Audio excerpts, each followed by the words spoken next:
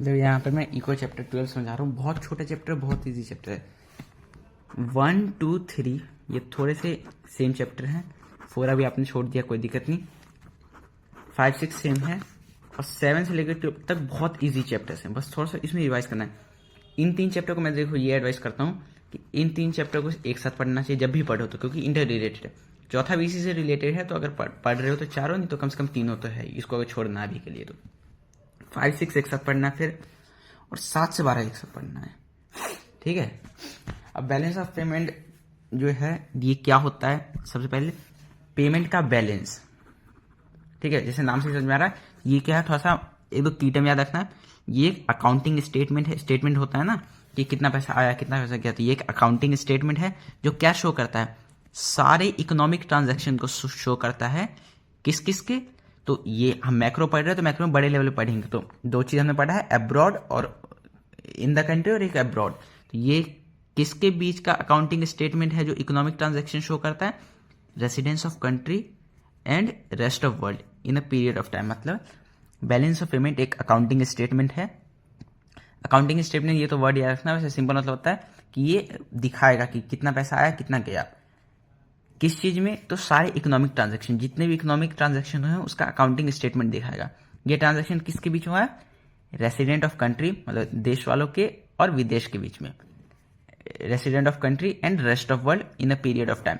ये period of time क्या होता है, अगर थोड़ा सा भी लॉजिक लगाया जाएगा तो इकोनॉमिक में पीरियड ऑफ टाइम एक साल का होता है, ये तो पता ही है, और एक साल ही होता है फिस्कल ईयर। अब फिस्कल ईयर कब से कब होता है, आई होप पता होगा, किसी भी साल के 1 अप्रैल से अगले साल के 31 मार्च तक।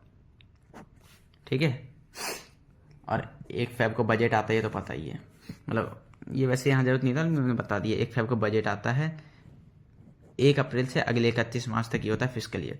तो इस पीरियड में जितने भी इकोनॉमिक ट्रांजैक्शन हुए हैं रेसिडेंट ऑफ कंट्री और रेस्ट ऑफ द वर्ल्ड का, उसका अकाउंटिंग स्टेटमेंट है। मतलब कितना हमारे देश के वासियों ने रेस्ट ऑफ द वर्ल्ड में माल भेजा, कितना बाहर से आया, इनका अकाउंटिंग स्टेटमेंट दिखा रहा है। इसको कहते हैं balance of payment. Accounting statement का तो यहाँ से मैंने लिख भी रखा है डेबिट क्रेडिट। डेबिट मतलब कटना, ये तो पता होगा ना, जैसे your account has been credited with 4000 rupees, मतलब हमारे अकाउंट में क्रेडिट हो गया है, पैसा आ गया है, और डेबिट मतलब कट गया है। तो डेबिट मतलब हो गया कि एक तरीके से जो हम अपने देश से बाहर भेज रहे हैं, और क्रेडिट मतलब आ रहे हैं, अंदर आ रहा है। और ये अकाउंटिंग स्टेटमेंट किसका है, पैसे का। तो एक कंसेप्ट आपको याद रखना है। अच्छा एक बताता हूँ, मैंने ये इंडिया है और ये रेस्ट ऑफ द वर्ल्ड है, ROW rest of the world, और ये IND। अब मैंने कुछ सामान भेजा, मान लो यहाँ पे मैंने टी भेजा है, तो ये मेरे लिए डेबिट है या क्रेडिट है। अब ये अगर कंसेप्ट समझोगे और अगर सामान से याद रखोगे तो ये लगेगा कि ये तो देश से बाहर जा रहा है ना, तो ये बाहर जाना मतलब क्रेडिट डेबिट होना, क्योंकि ये तो माइनस हो रहा है मेरे देश में से। क्रेडिट मतलब तो ऐड होना ना, लेकिन नहीं, हमें पैसे का देखना है। यही कंसेप्ट यहाँ लगाना है कि चाय बेच तो दिया मैंने, बाहर भेज तो दिया, लेकिन क्या इससे मेरा पैसा डेबिट हो गया, क्योंकि डेबिट और क्रेडिट तो मॉनेटरी टर्म्स में देखा जाएगा ना। तो अगर मैंने कुछ सामान बाहर भेजा है तो ये तो मेरे लिए क्रेडिट करेगा, क्योंकि जब सामान बाहर भेजा तो डॉलर आएगा, तो ये तो क्रेडिट हो गया ना, देश के अकाउंट में इतना पैसा क्रेडिट हो जाएगा। तो ये मैंने क्या किया, एक्सपोर्ट। एक्सपोर्ट से क्या हो रहा है, क्रेडिट। अपोजिट कर दूंगा, चाय अगर मैंने खरीदा होता तो देखो एक तरीके का सामान तो अंदर आ रहा है, लेकिन नहीं, सामान थोड़ी देखना है। बैलेंस ऑफ पेमेंट हमारे अकाउंटिंग स्टेटमेंट को दिखाता है, जो कि सारे इकोनॉमिक ट्रांजेक्शन का बताता है, रेसिडेंट ऑफ कंट्री और रेस्ट ऑफ द वर्ल्ड के बीच में। लेकिन पैसे को, कि पैसा आया है गया, उसका डेबिट क्रेडिट बताएगा अकाउंटिंग स्टेटमेंट में। तो अब अगर मैंने चाय खरीदा है तो पैसा तो मेरे को देना पड़ जाएगा ना, तो डॉलर गया तो ये हुआ डेबिट। तो मतलब जब भी मैं एक्सपोर्ट करूंगा, सॉरी हाँ, ये जब भी एक्सपोर्ट करूंगा तो ये तो क्रेडिट होगा, क्योंकि एक्सपोर्ट किया तो पैसा आया, और एक्सपोर्ट एक तरह का अच्छा चीज भी है, मैंने बताया था। और जब भी इंपोर्ट करूंगा तो पैसा गया, मतलब इंपोर्ट डेबिट कराता है, ये आगे काम आएगा। अब अकाउंटिंग स्टेटमेंट में समझ आ गया। Economic transaction, accounting balance of payment एक अकाउंटिंग स्टेटमेंट है जो डेबिट क्रेडिट दिखाता है सारे इकोनॉमिक ट्रांजैक्शन को between resident of country and rest of world in a given period of time. अब ये इकोनॉमिक ट्रांजैक्शन क्या है, ये गुड्स का भी हो सकता है, जैसे चाय पत्ती हो गया, चावल दाल हो गया, ये चीज। सर्विसेज भी हो सकता है, जैसे होता है ना, जैसे टीचिंग सर्विस है, तो ऑनलाइन टीचिंग मान लो कि कोई कंपनी है, जैसे मेरी कोई कंपनी है एडुटेक एग्जाम्पल के लिए, और मैं यूएसए के बच्चों को ऑनलाइन पढ़ाता हूँ, तो पढ़ाना तो एक तरह का सर्विस हो गया ना, तो मैं सर्विस दे रहा हूँ। सेम यूएस वाले भी कर सकते हैं, यूएस की कोई कंपनी इंडिया के बच्चों को पढ़ा रही है तो वो यहाँ सर्विस दे दिया। तो ये सर्विस हो गया। अच्छा चलो, गुड्स का तो मैंने एग्जांपल दिया, सर्विस का देख लो। मान लो एडुटेक इंडियन कंपनी है और ये अमेरिका के बच्चों को पढ़ा रही है, तो सर्विस तो मैं दे रहा हूँ ना, लेकिन अगर मैं सर्विस दे रहा हूँ तो मेरे को क्या आएगा, पैसा। तो जब सर्विस में दे रहा हूँ, मतलब सर्विस में जब प्रोवाइड कर रहा हूँ तो इससे मेरे को पैसा आ रहा है, अमेरिका वाले पैसा देंगे, तो पैसा तो अल्टीमेटली क्रेडिट हुआ ना। तो प्रोवाइडिंग सर्विस इज क्रेडिट, लेकिन गेटिंग सर्विस इज डेबिट, क्योंकि सर्विस मैं लूंगा तो पैसा दूंगा। गुड्स का ट्रांजैक्शन हो गया, इकोनॉमिक ट्रांजैक्शन में एक गुड्स का हो गया, एक सर्विस होता है, एक यूनिलेटर होता है। मतलब यूनिलेटर मतलब यूनि मतलब एक ही तरह से, लेटर मतलब आना जाना, यूनिलेटर मतलब वन साइडेड। मान लो कहीं कुछ बाढ़ आ गया, मान लो बांग्लादेश में बाढ़ आ गया, तो इंडिया उसको पैसे दे देगी, तो अब ये पैसे थोड़ी वापस आएगा, ये तो मैंने अपने एक तरह का इंसानियत धर्म से दिया है। मान लो किसी को ग्रांट देना है तो ग्रांट दे देते हैं, किसी को कोई फंड दे देते हैं, या फिर कुछ और क्या दान वान का एक तरीका होता है ना, ये सब चीज़ होती है इसमें। और चौथा है कैपिटल ट्रांजैक्शन। ठीक है, अब कैपिटल ट्रांजैक्शन में 3 चीज़ आते हैं, ये ध्यान रखना। एक तो बोरोइंग, बोरोइंग में इन्वेस्टमेंट याद ही रहेगा, बोरोइंग मतलब उधार लेना, इन्वेस्टमेंट मतलब इन्वेस्ट करना। तो बोरोइंग से पैसा जाएगा, इन्वेस्टमेंट से पैसा आएगा, क्योंकि मैंने किसी दूसरी कंट्री में, अच्छा नहीं सॉरी, बोरोइंग से पैसा जाएगा नहीं, बोरोइंग से पैसा आएगा, क्योंकि अब देखो बोरोइंग बेकार चीज़ है, लेकिन क्रेडिट में आएगा, इसको समझना। यहाँ इंडिया है, यहाँ यूएस है। अब यूएसए ने इंडिया से बोरो किया कि बोला कि भाई यूएसए थोड़ा पैसा दे दो, तो यूएसए तो पैसे दे ही रहा है। हाँ, तो मैं ये एग्जांपल समझा रहा था कि कैपिटल ट्रांजैक्शन में 3 चीज आता है, बोरो, इन्वेस्टमेंट और चेंज इन फॉरेक्स। तो बोरो का मतलब क्या है कि पैसा उधार लेना। उधार लेना गलत चीज है, लेकिन ये क्रेडिट में आएगा, क्योंकि अल्टीमेटली मुझे पैसा देखना है, पैसा मेरे पास आया है गया, तो उधार लूंगा तो पैसा आएगा ना, तो यूएसए वाला मेरे को पैसा देगा। मान लो इंडिया ने यूएसए से बोरो किया, तो पैसा तो आ गया ना डॉलर, तो ये क्रेडिट हुआ। वैसे इन्वेस्टमेंट क्या होगा, तो इन्वेस्टमेंट कौन कर रहा, मान लो मैं तो कब से इंडिया की तरफ से ही बोल रहा हूँ, इंडिया ने इन्वेस्टमेंट किया यूएसए में, तो इन्वेस्ट किया, तो इन्वेस्ट करने में पहले तो पैसा इन्वेस्ट करना होता है ना, पूंजी लगाना होता है। तो मैं डॉलर यहाँ पे इन्वेस्ट कर रहा हूँ, बाद में रिटर्न मिलेगा वो छोड़ दो, अभी का देख रहा हूँ मैं। ऐसे तो बाद में मुझे बोरिंग वापस भी करना होगा, लेकिन अभी बोरो में तो पैसा आया ना, लेकिन इन्वेस्ट में पैसा गया तो ये आएगा डेबिट में। और चेंज इन फॉरेक्स का मतलब, फॉरेक्स जानते हो ना क्या होता है, ये इससे पहले पढ़ा है तो पता होना चाहिए। फॉरेक्स होता है फॉरेन एक्सचेंज, फॉरेन एक्सचेंज को ही सिंपल शॉर्ट में कहते हैं forex, forex reserve, foreign exchange reserve. India के लिए फॉरेन एक्सचेंज रिजर्व क्या है, डॉलर, क्योंकि फॉरेन एक्सचेंज रिजर्व वो करेंसी है जिस करेंसी में इंटरनेशनली ट्रेड किया जाता है। जैसे इंडिया तो रुपी में ट्रेड नहीं कर सकती ना, श्रीलंका से या फिर यूके से या फिर यूरोप के किसी देश से, यूएसए से, ऑस्ट्रेलिया से, चाइना से, किसी से भी अब रुपी तो नहीं दे सकते हैं, या फिर उनका करेंसी तो नहीं ले सकते हैं। एक कॉमन करेंसी में ट्रेड होता है और वो होता है डॉलर। तो डॉलर हर कंट्री के पास होना जरूरी होता है। डॉलर या फॉरेक्स एक्सचेंज या फिर फॉरेन एक्सचेंज रिजर्व, जिसके पास जितना ज्यादा रिजर्व हो उतना ज्यादा ट्रेड कर पाएगी, क्योंकि मेरे पास ज्यादा डॉलर तो मैं ज्यादा खरीद पाऊंगा ना अभी, क्योंकि खरीदने में डॉलर मुझे देना पड़ेगा, तो ज्यादा डॉलर तो ज्यादा खरीदी कर पाऊंगा। तो चेंज इन फॉरेक्स भी होता है, ये भी कैपिटल ट्रांजैक्शन होता है, आगे समझाऊंगा। बैलेंस ऑफ पेमेंट का डेफिनेशन समझ में आ गया। अब बैलेंस ऑफ पेमेंट का अकाउंट जो होता है, ये अकाउंटिंग स्टेटमेंट है ना, तो अकाउंट होगा, अकाउंट में क्या होगा, डेबिट या क्रेडिट। डेबिट मतलब पैसा जाना, आउटफ्लो, क्रेडिट मतलब पैसा आना, इनफ्लो। तो आउटफ्लो इनफ्लो क्या होता है, अब ये 4 पैरामीटर पढ़ेंगे, और ये 4 पैरामीटर वही हैं जो इकोनॉमिक ट्रांजैक्शन है। ठीक है, सबसे पहला गुड्स, गुड्स को हम कहते हैं विजिबल्स। विजिबल क्यों, क्योंकि देख सकते हैं। अच्छा, मैंने किसी को पढ़ाया तो वो आप देख सकते हो, मतलब एक तरह का सर्विस तो नहीं देखा जा सकता ना। किसी ने आपको, डॉक्टर ने आपका ट्रीटमेंट किया, तो वो क्या कोई चीज थोड़ी है ट्रीटमेंट करना है, ट्रीटमेंट करना तो एक सर्विस प्रोवाइड करना है, ये तो इनविजिबल हुआ ना। लेकिन डॉक्टर ने आपको, डॉक्टर थोड़ी देगा, किसी व्यापारी ने आपको 1 केजी चीनी दे दिया, 1 केजी चाय पत्ती दे दिया, 1 केजी गेहूं दे दिया, कुछ भी दे दिया, ये तो विजिबल चीज है।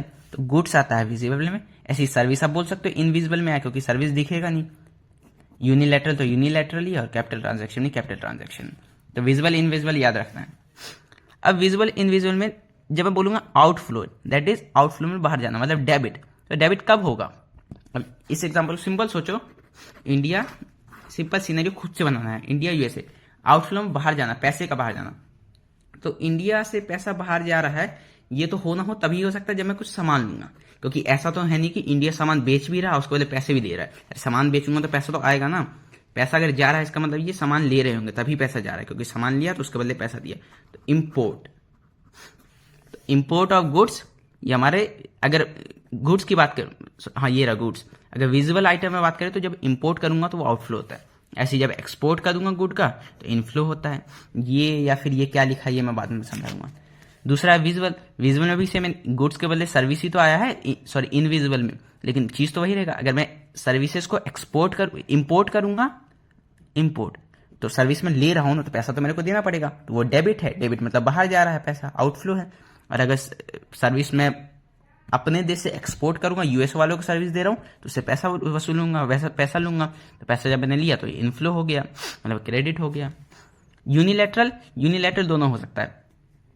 अगर यूनिलैटरल ट्रांसफर रिसीव किया मैंने, मेरे देश में कुछ संकट आ गया, आर्थिक संकट या कुछ डिजास्टर वगैरह, और यूएसए ने मेरे को कुछ दे दिया, यूनिलैटरल ट्रांसफर किया, तो ये तो अब यूएसए वापस तो एक्सपेक्ट नहीं करेगा ना कि मैं दूंगा, क्योंकि उसने तो यार कुछ मेरे ट्रेजेडी था या फिर कुछ ऐसा सिचुएशन था, तो उस सिचुएशन में पैसा मेरे को दिया है, तो ये एक बार ही होता है, ये वापस नहीं होता है। किसी को मैं अगर फंड दूंगा, किसी को ग्रांट दूंगा, हाँ ग्रांट वर्ड है, यही मैं याद कर रहा था, किसी को ग्रांट दूंगा तो ये एक्सपेक्ट थोड़ी करूंगा वापस आए, ग्रांट तो दान दे दिया तो हो गया, ये वापस थोड़ी आएगा मेरे को। तो अगर मैंने यूनिलैटरल ट्रांसफर रिसीव किया तो पैसा आया तो इनफ्लो, और यूनिलैटरल ट्रांसफर अगर सेंड किया तो ये आउटफ्लो।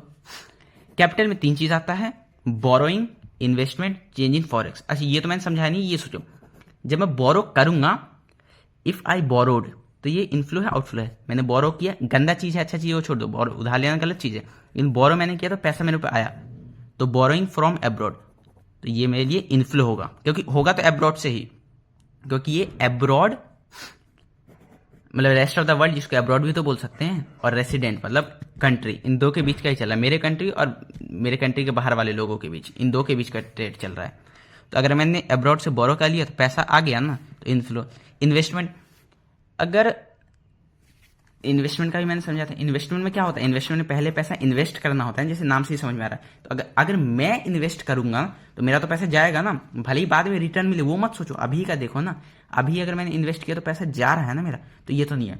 लेकिन बाहर वाले ने अगर इन्वेस्ट किया, यूएसए ने इंडिया में इन्वेस्ट किया, तो यूएसए इंडिया में इन्वेस्ट करेगी तो कुछ तो पैसे देगी ना, कुछ पैसे लगाएगी देश में, तभी इन्वेस्ट कर पाएगी। तो when abroad invest in country, तो इसको इन्वेस्टमेंट फ्रॉम अब्रॉड भी बोल सकते हैं। When abroad invest in country, ये लाइन नेचुरल लाइन है, जो मन में आता तो वो भी लिख देना, ज्यादा सोचना नहीं, लेकिन इन्वेस्टमेंट फ्रॉम अब्रॉड याद है तो ज्यादा सही। विड्रॉल में बताऊंगा ये। अब सेम इसका ऑपोजिट होगा, कैपिटल में बोरो कर रहे थे तो पैसा आ रहा था, तो इनफ्लो में क्या करूंगा जो मेरा पैसा जाएगा, आउटफ्लो। तो जब मैं लेंड करूंगा, मतलब उधार दे रहा हूं, उधार देना अच्छी बात है क्योंकि बाद में मेरे को वापस मिलेगा, लेकिन जब उधार दे रहा हूं तो पैसा तो जा रहा है ना। इन्वेस्टमेंट मेरे देश में आया तो पैसा आया, लेकिन मैंने कहीं इन्वेस्टमेंट टू अब्रॉड, कहीं दूसरे देश में इन्वेस्टमेंट कर दिया, तो वहां तो मेरे को पैसा रोकना पड़ेगा ना, देना पड़ेगा, इन्वेस्ट करना पड़ेगा पैसा, तो पैसा देश से बाहर जा रहा है, आउटफ्लो। अब एडिशन टू रिजर्व और विड्रॉल फ्रॉम रिजर्व। रिजर्व क्या है, रिजर्व अब फॉरेन रिजर्व होता है क्या, तो समझ आ गया, जो फॉरेन करेंसी है और वो हमारे लिए है डॉलर, और मोस्ट ऑफ द वर्ल्ड के लिए डॉलर है अभी, क्योंकि आपने सुना भी होगा कि डॉलर का हेजेमनी चल रहा है, यही तो हेजेमनी चल रहा है कि जितना ट्रेड है डॉलर में ही करना है, सबको डॉलर का रिजर्व रखना पड़ता है। अब ये रिजर्व इंडिया में रखती है आरबीआई। अब एक चीज बताओ, आरबीआई ने जब इस रिजर्व को, एक मिनट, हाँ, तो मैं ये कह रहा था कि ये जो फॉरेन रिजर्व है ये आरबीआई रखती है, एक तरह का ये रिजर्व जो है ना, एक तरह का ये डब्बा समझो कि मैंने अपने रिजर्व्स में फॉरेन एक्सचेंज रख रखा है, फॉरेन एक्सचेंज जो कि डॉलर है हमारे लिए करेंसी, ये रिजर्व में रख रखा है। अगर इस रिजर्व में आरबीआई एडिशन करेगी, मतलब इसमें और भरेगी, तो ये इनफ्लो है आउटफ्लो है, आउटफ्लो है, ये आउटफ्लो है। क्योंकि सोचो कि जब मैं अपने देश का जो भी डॉलर है किसी के पास या किसी ऑर्गेनाइजेशन के पास, तो उसका डॉलर लेके अपने मैं रिजर्व में डाल दूंगा, तो मेरे देश में तो पैसा कम हो रहा है ना, क्योंकि आरबीआई अपने पास रिजर्व का ले रही है।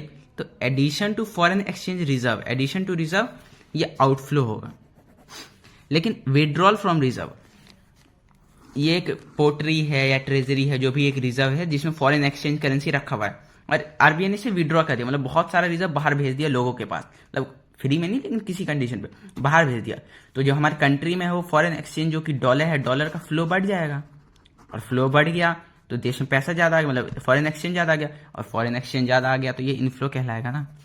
तो ये विड्रॉ फ्रॉम रिजर्व, इनफ्लो, लेकिन रिजर्व में ऐड कर दूंगा तो वो रिजर्व में ऐड हो गया, मतलब बंद हो गया, तो देश से पैसा कम हो गया और वही पैसा जाके आरबीआई ने अपने पास बंद कर लिया, रिजर्व कर लिया, तो ये आउटफ्लो। लेकिन वही विड्रॉ कर दिया, देश में पैसा छोड़ दिया, फ्लो करवा दिया ज़्यादा, तो इनफ्लो। अब देखो ये 4 कंसेप्ट समझ में आया, बीओपी अकाउंट। अगर इस चारों, ये जो चारों कंपोनेंट है इसको 2 भाग में बांटा जाता है। ऊपर के जो 3 है इसे कहते हैं करंट अकाउंट। अच्छा, बीओपी खुद में ही एक अकाउंट है। ये अकाउंट है जो इन 4 इकोनॉमिक ट्रांजैक्शंस का अकाउंटिंग स्टेटमेंट देता है, चाहे वो डेबिट या क्रेडिट। डेबिट करने पे क्या होगा तो वो हमने समझा, मतलब डेबिट मतलब क्या, कि देश से बाहर जाना, तो आउटफ्लो में क्या होगा वो देखा, और इनफ्लो में क्या होगा वो हमने देखा। लेकिन इन 4 इकोनॉमिक ट्रांजैक्शन को भी 2 भाग में बांटा गया। ऊपर की जो 3 चीजें हैं इसको कहा जाता है करंट अकाउंट, और नीचे का जो एक चीज है इसको कहा जाता है कैपिटल अकाउंट। ठीक है, अब इस पे क्वेश्चन आ सकता है, बुक में तो टेबल भी दिया है, यहाँ मैं एक ही पेज में समझा रहा हूँ, लेकिन इसका बुक में रीड करना है और साथ साथ बुक देखते चलना है। करंट अकाउंट क्या है, कोई बोले current account is that part of, क्योंकि करंट अकाउंट कैपिटल अकाउंट दोनों पार्ट तो बीओपी अकाउंट का है, बैलेंस ऑफ पेमेंट अकाउंट, क्योंकि बैलेंस ऑफ पेमेंट अकाउंट में चारों आ रहे हैं। लेकिन जब इन 4 में से मैं इस 3 को ही उठाऊंगा, ऊपर वाले 3 को, तो इसको कहूंगा current account. What is current account? Current account is that part of BOP account which includes visibles, invisible, unilateral. अब इसको थोड़ा थोड़ा एक्सप्लेन कर दूंगा, आंसर अपना बड़ा बन जाएगा। Visible includes goods which are either exported or imported in country. If we export good outside, it will be called inflow, and if we import good in our country, it will be called outflow. तो यही लिखना है, तो अपने आप answer बड़ा बन जाएगा। तो इन 3 को कहते हैं करंट अकाउंट। कैपिटल अकाउंट पूछे क्या है, तो capital account is that part of BOP account which only include capital transaction. ये तो नाम से ही समझ में आ रहा है। इन तीनों को करंट और इसको कैपिटल। एंड इसमें और बड़ा करना होगा, क्या लिखूंगा, it includes 3 things, borrowing, investment and change in forex. अब बोरिंग अगर मैं अब बाकी और एक्सप्लेन करना समझा दूंगा, ये बोरिंग जब मैंने किया तो ये इनफ्लो में आएगा, इन्वेस्टमेंट जब मैंने बाहर वालों ने मेरे यहाँ किया तो ये भी इनफ्लो में आएगा, और रिजर्व से विड्रॉ हो गया फॉरेन एक्सचेंज, तो ये भी इनफ्लो हुआ। आउटफ्लो कब हुआ, तो जब मैंने उधार दिया, जब मैंने कहीं इन्वेस्टमेंट किया, और जब रिजर्व में एडिशन हो गया, मतलब बंद कर दिया रिजर्व में, तो ये आउटफ्लो होगा। यही एक्सप्लेन करना। ये 3 को जब मिला दूं इसको कहते हैं कैपिटल अकाउंट, और इस अकेले को कहते हैं करंट अकाउंट। सॉरी, इसको करंट और इसको कैपिटल, और ये याद भी रहेगा क्योंकि ये तो कैपिटल हो गया अकेला, इसका नाम भी है capital transaction. Capital transaction economic 3 चीज आते हैं, गुड्स का, सर्विसेज का, यूनिलेटरल और कैपिटल ट्रांजैक्शन। ये तो कैपिटल ही हुआ, और इन 3 को मिला के कहते हैं करंट। अब करंट में भी जब मैं सिर्फ गुड्स को उठाता हूं, सिर्फ इस वाले पोर्शन को उठाता हूं, क्योंकि गुड्स विजिबल होते हैं, जब इस वाले पोर्शन को उठाता हूं ना, तो इसको कहते हैं बैलेंस ऑफ ट्रेड। मतलब जब विजिबल्स जो कि गुड्स है, गुड्स के ही इनफ्लो और आउटफ्लो, मतलब एक्सपोर्ट और इंपोर्ट को उठाऊंगा, उसे कहते हैं बैलेंस ऑफ ट्रेड। ठीक है, तो सिर्फ गुड्स को उठाऊंगा, विजिबल्स को उठाऊंगा, बैलेंस ऑफ ट्रेड। विजिबल में इनविजिबल और यूनिलैटरल भी ऐड कर दूंगा, करंट अकाउंट, और इसमें जब कैपिटल भी ऐड कर दूंगा तो करंट प्लस कैपिटल मिलकर पूरा बीओपी बन जाएगा। ठीक है, अब इनके पॉइंट आए थे, जैसे मैंने 1-2 पॉइंट देखा था कि करंट अकाउंट, कैपिटल अकाउंट। तो कैपिटल अकाउंट एक ऐसा अकाउंट होता है जो कि मेरे ख्याल से स्टॉक होता है। एक कंसेप्ट है ना कि स्टॉक एंड फ्लो, ये कंसेप्ट बहुत जगह लगता है, मनी वाले चैप्टर में भी देखा होगा। ऐसे एक क्वेश्चन आया था, एमसीक्यू आता है, मनी सप्लाई कैसा वो है कंसेप्ट है। तो मनी सप्लाई मेरे ख्याल से एक तरीके का फ्लो नहीं, स्टॉक कंसेप्ट है, क्योंकि at a particular point of time पूरे इंडिया में कितना मनी सप्लाई हो रहा है, ये तो at a particular point of time देखूंगा, over a period of time पे नहीं देखूंगा। तो स्टॉक फ्लो का कंसेप्ट क्लियर होना चाहिए। वैसे यहां भी आता है कि करंट अकाउंट एक फ्लो कंसेप्ट है या फिर स्टॉक कंसेप्ट है। तो करंट अकाउंट फ्लो है और कैपिटल अकाउंट स्टॉक है। याद करने का सिंपल तरीका देखो, जैसे मैंने अभी देखा होगा स्टॉक लिखते हैं एक संग सोचा था, क्योंकि ये सब चीज रटने की होती है। मैं अगर क्लियरली बताऊं, अगर समझना है तो बहुत डीप में जाकर समझना होता है, जो जरूरत है नहीं, क्योंकि हमें इकोनॉमिस्ट बनना नहीं है। इसको सिंपल ऐसे याद रखा था मैंने, और वही मैंने सोच के तुरंत बोल दिया कि इसमें देखो क्या आता है, इसमें आते हैं मेन चीज तो गुड्स और सर्विसेज। तो गुड्स और सर्विसेज तो इनका मतलब आदान प्रदान तो चलते रहता है। गुड्स यहाँ से वहां जा रहा है, सर्विसेज यहाँ से वहां जा रहा है, वहां से यहाँ आ रहा है, तो ये तो इधर उधर जाते रह रहा है ना। तो इसको याद रख लो, ये फ्लो है। गुड्स हमेशा फ्लो होते रहते हैं, क्योंकि ट्रेड तो हमेशा होते रहता है, लेकिन उधार देना या उधार लेना, इन्वेस्टमेंट करना, ये कभी कभी होता है। तो ये स्टॉक है, सिंपल। तो ये इतना हो गया। एक और कंसेप्ट आता है अकोमोडेटिव आइटम और ऑटोनोमस आइटम। ये क्या होता है? तो सिंपल बता देता हूँ, नाम से समझ में आता है। ऑटोनोमस कंजप्शन क्या था, चैप्टर 7 में पढ़ा था ना। ऑटोनोमस का मतलब ये होता है जो किसी चीज पे डिपेंड ना करे। तो ऑटोनोमस कंजप्शन वहां पे वो हमने पढ़ा था कि इनकम हो चाहे ना हो, एक पर्टिकुलर अमाउंट ऑफ कंजम्पशन होगा ही। वो कितना था ये मैंने बता ही दिया, 40 का हम मानते थे। तो ऑटोनोमस कंजम्पशन था। वैसे ही ऑटोनोमस आइटम, वो आइटम जिनका आना जाना होगा ही, जैसे विजुअल हो गया, जैसे इनविजिबल हुआ और यूनिलैटरल। इसका एक बार चेक कर लेना कि विजुअल, इनविजिबल, यूनिलैटरल तीनों ही चीज अकोमोडेटिव आइटम में जाते हैं। वैसे यूनिलैटरल फंड वगैरह, ग्रांट वगैरह उतना रेगुलर नहीं है, लेकिन फिर भी हम इसी में ऐड करते हैं आई के। एक बार इसका प्लीज चेक कर लेना, मैं थोड़ा सा भूल गया हूँ या मैंने लिखा नहीं ना, क्योंकि इतना तो मुझे पता था कि अकोमोडेटिव में सिर्फ एक यही आता है। क्योंकि देखो, बोरो करना या इन्वेस्ट करना या विड्रॉ करना ये रेगुलर नहीं होता है। और इसके बीच का एक और फर्क बताता हूँ जो याद रखना। यहाँ मैंने डेफिनेशन लिखा नहीं, लेकिन मैं हिंदी में समझा हूँ। डेफिनेशन पढ़ना है और उसको समझना है कि जो मैंने बोला क्या डेफिनेशन भी वैसा ही कह रहा है, तभी याद रहेगा। अकोमोडेटिव आइटम वो होते हैं जो रेगुलर बेसिस पे जिनका एक्सचेंज होता है, इनफ्लो आउटफ्लो होता है, और वो ये तीन है। अकोमोडेटिव आइटम वो आइटम होता है जो हमारे इकोनॉमी में स्टेबिलिटी प्रोवाइड करने के लिए होता है। एक सेकंड, हाँ तो यहाँ मैं फोन ही ले आया जिससे समझ में है।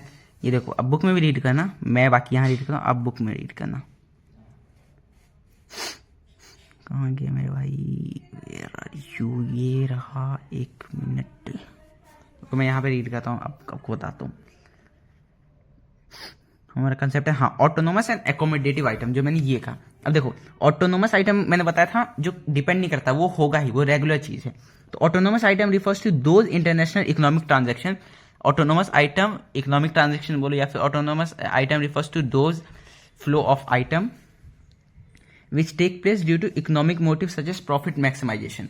मतलब एकोमोडेटिव आइटम्स वो आइटम होते हैं जो रेगुलर हैं, और ये किस चीज पे बेस करता है? ये बेस करता है फॉर प्रॉफिट मैक्सिमाइजेशन, प्रॉफिट ज्यादा से ज्यादा करने के लिए। मैं ट्रेड क्यों करता हूँ? गुड्स का ट्रेड हो या फिर सर्विसेज का ट्रेड हो, ये क्यों करता हूँ? क्योंकि मुझे ज्यादा से ज्यादा प्रॉफिट चाहिए। तो उस बेसिस पे मैं इस पे करूंगा। इसका एग्जाम्पल क्या क्या है? एग्जाम्पल आई गेस दिया नहीं है। हाँ, तो मैंने थोड़ा सा अच्छे से देख लिया, बताता हूँ।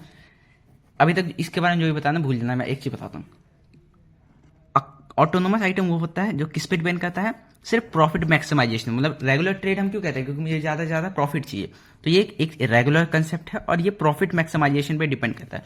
अब बताओ, इनविजिबल का मैं इंपोर्ट एक्सपोर्ट करूंगा तो उसमें प्रॉफिट देखूंगा। तो गुड्स का एक्सपोर्ट इंपोर्ट प्रॉफिट के लिए किया जाता है। अब विजुअल्स जो कि गुड्स है, इन सर्विस भी वही चीज है। मैं वहां ज्यादा सर्विस करूंगा जहां पे मेरे को प्रॉफिट ज्यादा मिलेगा, तो ये भी उसी चीज पे डिपेंड कर रहा है। यूनिलैटरल एक्सचेंज पे छोड़ो, यूनिलैटरल अच्छा सोच लो, यूनिलैटरल हो सकता है।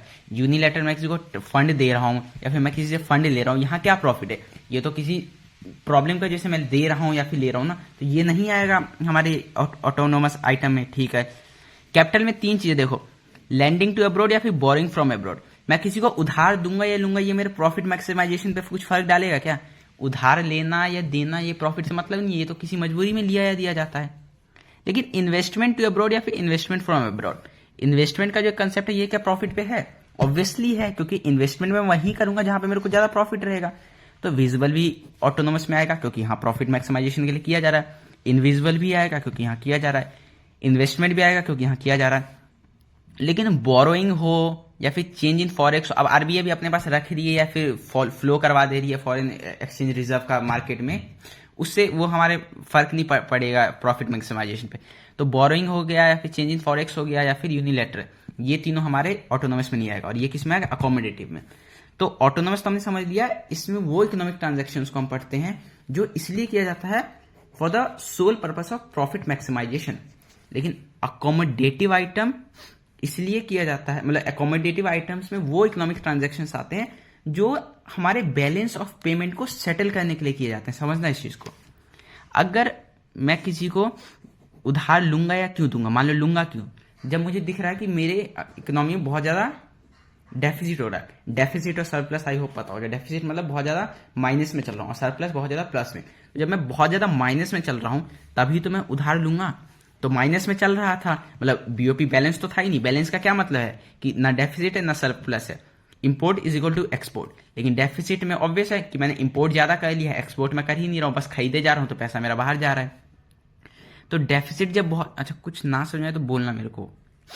डेफिसिट में वो डेफिसिट मतलब हो गया माइनस, और डेफिसिट को ही मैं नेगेटिव से मतलब माइनस में बहुत ज्यादा हो गया तो माइनस से चल के मैं जीरो तक एटलीस्ट आ जाऊं, मेरा अकाउंट बैलेंस हो जाए। बीओपी जो है ये अकाउंट है जो कि बैलेंस हो जाए, इसके लिए मैं उधार लूंगा। तो ये तो मेरे बीओपी अकाउंट को बैलेंस करने के लिए की गई चीज है ना। वैसे ही विदड्रॉ, आरबीआई भी विदड्रॉ तब करती है, फ्लो तब करवाती है जब लगता है कि मार्केट में बहुत कम फॉरेन रिजर्व है, डॉलर बहुत कम है लोगों के पास, तो फिर डॉलर बहुत कम है तो लोग माइनस में चल रहे हैं, लोगों को जीरो पे लाने के लिए, क्योंकि मतलब एटलीस्ट बैलेंस तो हो जाए लोग, इसलिए आरबीआई फ्लो कर देती है, इसका विदड्रॉ कर देती है रिजर्व्स को और मार्केट में आ जाता है। तो ये भी किस चीज पे डिपेंड कर रहा है, बीओपी को बैलेंस करवाना है, इसलिए ये चीज किया गया। सेम यूनिलैटरल भी इसी तरीके से समझ सकते हो। तो ये इसलिए किया जाता है to balance the BOP account. अच्छा एक छोटा सा और करेक्शन है, ये यूनिलैटरल जो है ना ये भी आता है हमारे ऑटोनोमस में। मतलब ऑटोनोमस में कैसे, ये छोड़ दो, अकोमोडेटिव में क्यों नहीं ये समझ लो, तो इसमें नहीं तो इसमें ही है। अकोमोडेटिव में इसलिए क्योंकि ये तब किया जाता है, इसका मतलब ये है, देखो यहाँ लिखा भी है, मैं दिखाता हूँ आपको, ये वाला टेबल पढ़ना। देखो accommodative items refers to transaction that are undertaken to cover deficit और surplus in autonomous transaction. Autonomous transaction profit maximisation के लिए किया जाता है, लेकिन इसमें जब बैलेंस नहीं होता, या तो बहुत ज्यादा डेफिसिट हो गया या बहुत ज्यादा सरप्लस भी हो गया, तो इसको बैलेंस करना है, मतलब जीरो पे लाना है, बैलेंस रखना है दोनों चीज में, तो इसके लिए किया जाता है। अब बताओ यूनिलैटरल ट्रांसफर में किसी को अगर फंड दे रहा हूँ, ग्रांट दे रहा हूँ, तो ये किसी बैलेंस को थोड़ी प्रोवाइड कर रहा है, ये तो आदमी ग्रांट ले रहा है तो किसी मजबूरी से ले रहा है, फंड ले रहा है तो किसी मजबूरी से ले रहा है, तो उस चीज में यूज करके खत्म कर लेगा, तो ये बैलेंस तो नहीं लाएगा ना। तो याद रखना अकॉर्डिंग, ये जो यूनिलैटरल है ये भी ऑटोनोमस में आता है। तो visible autonomous, invisible autonomous, unilateral autonomous और इन्वेस्टमेंट भी ऑटोनोमस, क्योंकि ये भी हमारे प्रॉफिट के लिए होता है। बस बोरोइंग और विदड्रॉ, मतलब बोरोइंग और चेंज इन फॉरेक्स, ये दो कंसेप्ट हैं जो हमारे आते हैं किसमें, तो अकोमोडेटिव में, याद रखना प्लीज थोड़ा सा। अब देखो एक चीज यहां दे बताता हूँ, तो अब देखो जो चैप्टर है हमारा वो हो चुका है कंप्लीट, लेकिन बुक में दिखा देता हूँ। बुक में जो है वही सब जो हमने पढ़ा है, जैसे पहला बुक में देखना, मैं बोल रहा हूँ पहला meaning of balance of payment पढ़ना वही है। फिर who are included in resident, resident पे कौन है, तो जिस चैप्टर सेकंड में हमने पढ़ा था कि कोई हमारा शिप वगैरह हो गया या फिर एयरक्राफ्ट हो गया, फिर कोई डिप्लोमेट वगैरह हो गया जो बाहर की कंट्री, वो सब इंक्लूड नहीं होगा, तो भाई इसको रीड करना बहुत बड़ी बात है नहीं। अब इकोनॉमिक ट्रांजेक्शन में क्या आते हैं, तो वो चार चीजें, तो वही चार चीजें। अच्छा मैं एक पढ़ लेता हूँ। Resident of country include individual firm government, ठीक है। However resident not include diplomatic staff, foreign military, हाँ फॉरेन का कोई हो गया या फिर फॉरेन का कोई टूरिस्ट है, तो टूरिस्ट क्या 2-4 दिन के लिए आया, 1 हफ्ते के लिए आया, कोई माइग्रेट करके आ रहा है वर्कर, वो नहीं होगा। फॉरेन कंपनी नहीं होगी, कोई डिप्लोमेटिक स्टाफ, कोई यूएसए का डिप्लोमेट यहाँ आ रहा है तो वो नहीं होगा, ये तो ऑब्वियस चीज है। इकोनॉमिक ट्रांजेक्शन ये चार चीज मैंने समझा दिया। Structure of balance of payment, तो एक क्रेडिट साइड होता है, एक डेबिट साइड। क्रेडिट साइड मतलब आना, मेरे पास क्रेडिट हुआ है पैसा, मतलब इनफ्लो, डेबिट मतलब आउटफ्लो, ठीक है।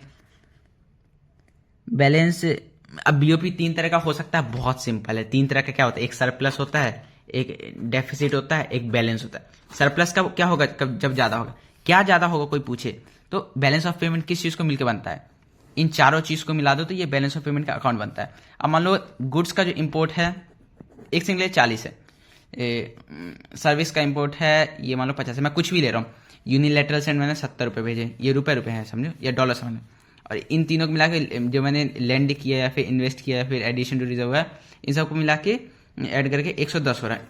एक सपोज मैंने किया, एक्सपोर्ट है 50, 60, 110 और 20, ये मैंने एक सेकंड के लिए मान लिया है। अब मुझे पता है कि सिंपल फॉर्मूला होता है एक्सपोर्ट माइनस इंपोर्ट, ये सिंपल फॉर्मूला होता है ना पता करने के लिए कि इक्विलिब्रियम पे है या नहीं, बैलेंस है या नहीं।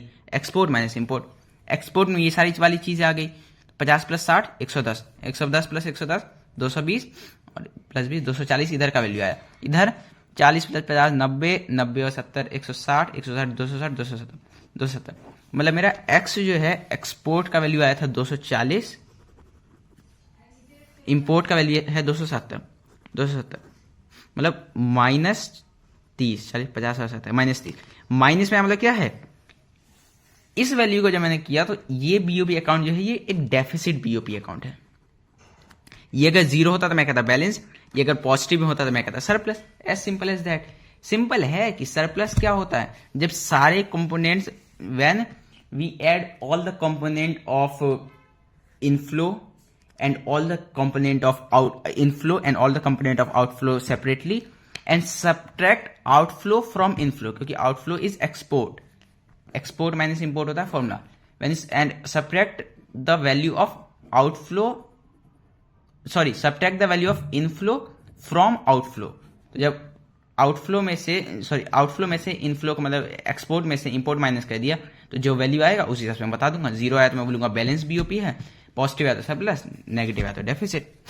क्या है बैलेंस ऑफ, अब दूसरा है ये बैलेंस ऑफ ट्रेड क्या होता है, मैंने बता दिया कि पूरा बैलेंस ऑफ पेमेंट कहते हैं। ऊपर के 3 को कहते हैं करेंट अकाउंट, नीचे वाले को कैपिटल अकाउंट। एक रिकैप और कर देता हूँ। करेंट अकाउंट होता है फ्लो, क्योंकि गुड्स का आना जाना, सर्विस का आना जाना, तो फ्लो याद रखना है। कैपिटल अकाउंट होता है स्टॉक। अब ऊपर के करेंट अकाउंट में भी 3 में से सिर्फ मैं जब गुड्स को लूंगा, विजिबल्स को लूंगा, तो ये होता है बैलेंस ऑफ ट्रेड। तो बीओटी आ गया। बैलेंस ऑफ ट्रेड क्या है, refers to difference between, balance of trade refers to difference between amount of export and import of goods, visible items that is goods. Formula book से ही पढ़ा मैंने कि इसमें बैलेंस ऑफ ट्रेड में क्या आएगा, सिर्फ विजिबल्स का एक्सपोर्ट माइनस इंपोर्ट, मतलब एक्स माइनस एम, सिर्फ विजिबल्स का। तो ये बैलेंस ऑफ ट्रेड होता है, बीओटी है ना। सब में यही करना है, एक्सपोर्ट माइनस इंपोर्ट। लेकिन किसका, जिसका पूछा, अगर बीओटी का पूछा है तो एक्स माइनस एम में सिर्फ विजुअल्स का रखेंगे।